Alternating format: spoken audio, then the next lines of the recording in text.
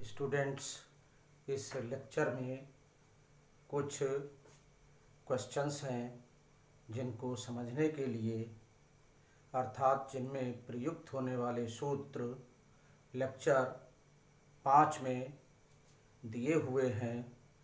तो इन सवालों को करने से पहले लेक्चर 5 को देखना अति आवश्यक होगा। तो इसमें आइए स्टार्ट करते हैं। 1.3 का क्वेश्चन नंबर 7 है। लिखते हैं इसे। क्वेश्चन नंबर 7, एक्सरसाइज 1.3 निम्नलिखित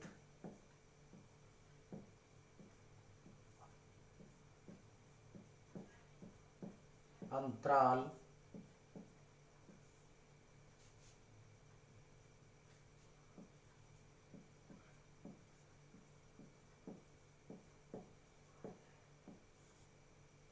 को समुच्चय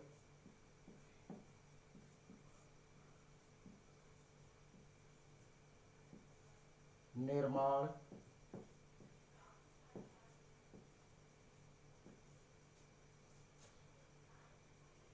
रूप में लिखिए।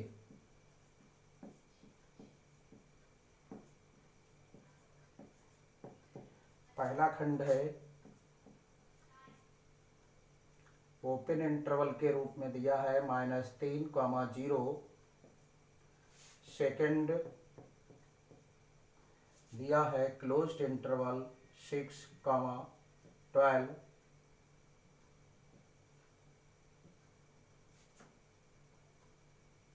और थर्ड दिया है ओपन क्लोज्ड इंटरवल के रूप में 6, 12। और फोर्थ दिया है, ये आपका है क्लोज्ड इंटरवल 23, 5।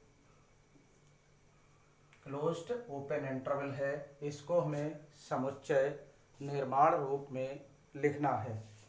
तो समुच्चय निर्माण रूप में आइए लिखते हैं। आंसर है या सॉल्यूशन इसका होगा पहले का। इसमें ओपन इंटरवल है तो ओपन इंटरवल के लिए x such that x belong to r, क्योंकि ये वास्तविक संख्या के रूप में लिखा जाता है। इसे ये वास्तविक संख्याएं होती हैं। और इसमें ये -3 है, ये सम्मिलित नहीं होगा। तो इसको लिख देंगे हम -3 इज लेस देन x और इज लेस देन 0, क्योंकि इसमें ना ही -3 सम्मिलित होगा और ना ही 0 सम्मिलित होगा। इस तरह इसको इस प्रकार प्रदर्शित करते हैं। अब सेकेंड पार्ट में ये लिखा है, ये क्लोज्ड इंटरवल है तो x such that x belong to r, और इसमें 6 भी शामिल होगा और 12 भी सम्मिलित होगा। तो इसलिए यहाँ इसको लिखते हैं 6 is less than is equal to x is less than is equal to 12, जिससे 6 भी शामिल है और 6 के मध्य की संख्याएं भी सभी वास्तविक संख्याएं सम्मिलित है। इसमें -3 फर्स्ट वाले में -3 और 0 को छोड़कर शेष बीच की संख्याएं सम्मिलित होंगी। अब आइए थर्ड पार्ट को। इसमें लिखा है 6 और 12। तो यहाँ ये ओपन इंटरवल है जिसमें 6 सम्मिलित नहीं होगा, 12 सम्मिलित होगा। x such that x belong to r, और इसमें 6 शामिल नहीं है, इसलिए यहाँ पर इक्वल का चिन्ह नहीं लगाएंगे और इसमें 12 सम्मिलित होगा।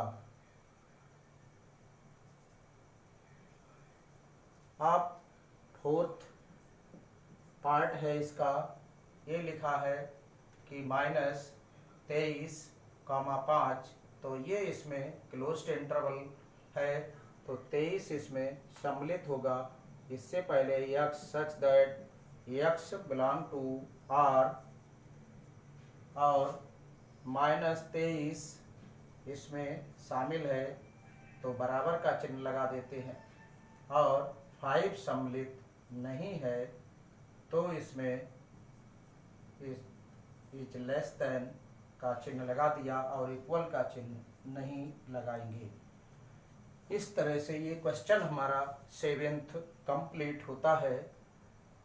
आप क्वेश्चन नंबर अर्थ दिया हुआ है इसमें, आइए अर्थ देखते हैं।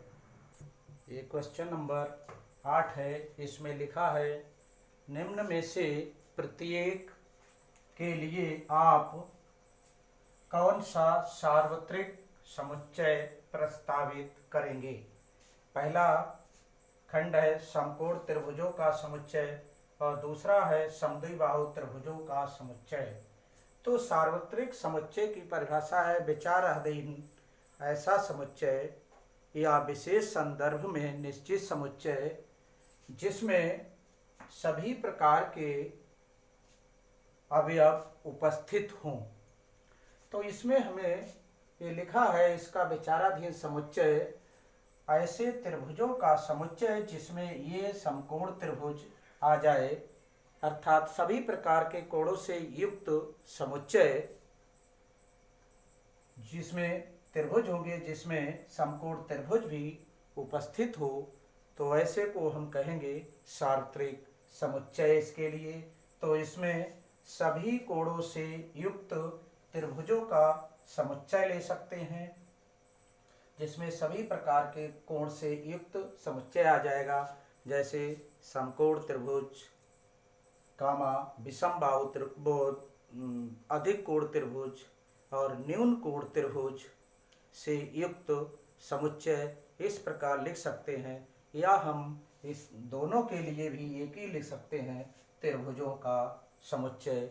त्रिभुजों के समुच्चय में समबाहु त्रिभुज भी होंगे, विषम बाहु त्रिभुज भी होंगे और समद्विबाहु त्रिभुज भी होगा।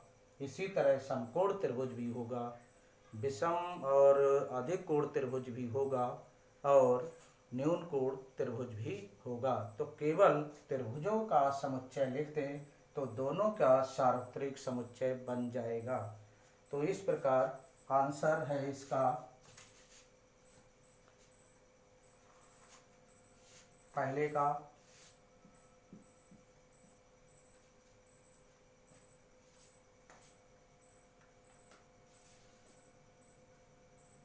समकोण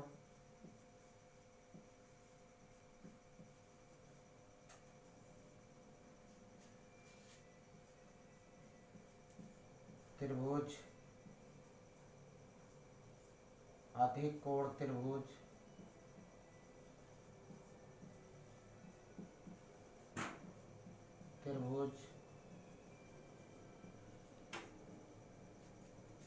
और न्यून कोण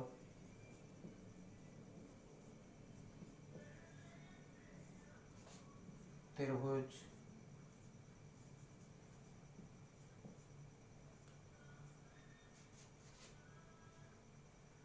का समुच्चय। चाहे तो समुच्चय लिखे, चाहे ऐसे लिख ले, इसमें ऐसे करके लिख सकते हैं हम इसे। या त्रिभुजों का समुच्चय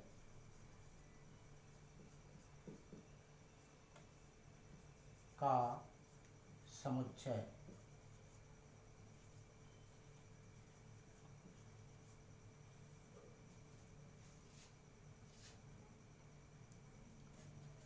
इसी प्रकार सेकंड वाले के लिए भी आ जाएगा। हम ऐसे भी लिख सकते हैं,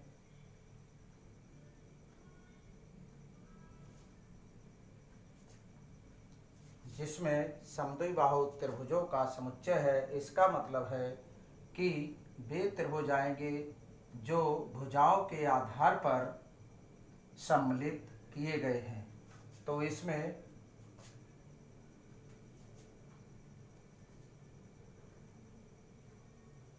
भुजाओं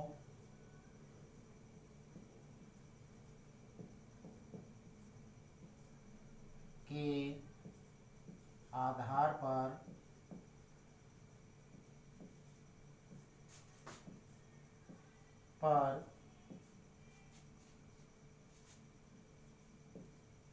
सभी प्रकार के त्रिभुजों का समुच्चय या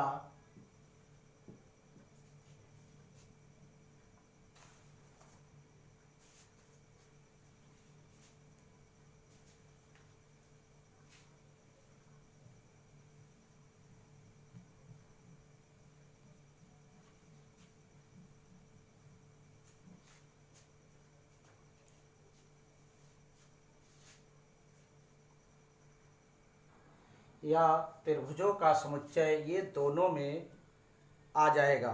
चाहे तो वो कोणों के आधार पर हो, चाहे तो वो भुजाओं के आधार पर हो। इसी प्रकार हम समकोण त्रिभुज है उसमें भी लिख सकते हैं, कोणों के आधार पर त्रिभुजों का समुच्चय, उसका भी सार्वत्रिक समुच्चय हो जाएगा। लेकिन सबसे सटीक होगा कि दोनों में त्रिभुजों का समुच्चय सार्वत्रिक समुच्चय ज़्यादा उचित रहेगा। वैसे तो ये जितने लिखे हैं वो सही हैं। अब क्वेश्चन नंबर 9 देखते हैं। 9वां क्वेश्चन है इस एक्सरसाइज का, एक्सरसाइज थी 1.3। क्वेश्चन नंबर 9, समुच्चय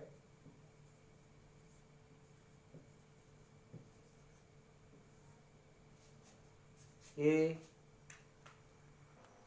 क्वेश्चन नंबर 9 है, समुच्चय A is equal to this, B is equal to this and C is equal to this प्रदत्त है। इन तीनों समुच्चय ए, बी और सी के लिए निम्नलिखित में से कौन सा सार्वत्रिक समुच्चय लिए जा सकते हैं। तो पहला, इन तीनों के अवयव जिस समुच्चय में उपस्थित होते हैं वह इन तीनों का सार्वत्रिक समुच्चय कहलाता है। इन तीनों के अवयव इस समुच्चय में हैं, वही सार्वत्रिक समुच्चय है या इससे अधिक होने चाहिए। मतलब ये तीनों के अवयव जिस समुच्चय में हैं या इन तीनों के मिला करके अधिक हैं, वह समुच्चय सार्वत्रिक समुच्चय होगा। इस प्रकार हम देखते हैं कि इसमें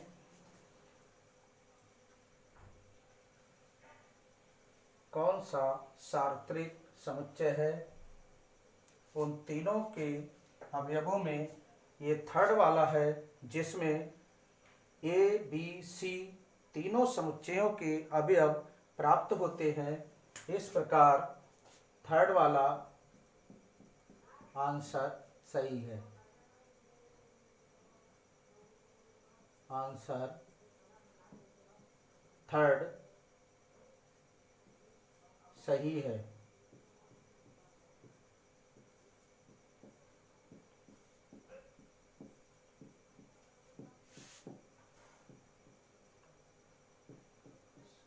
जो तीनों समुच्चयों के लिए सार्वत्रिक समुच्चय होगा, ये विकल्प सही है।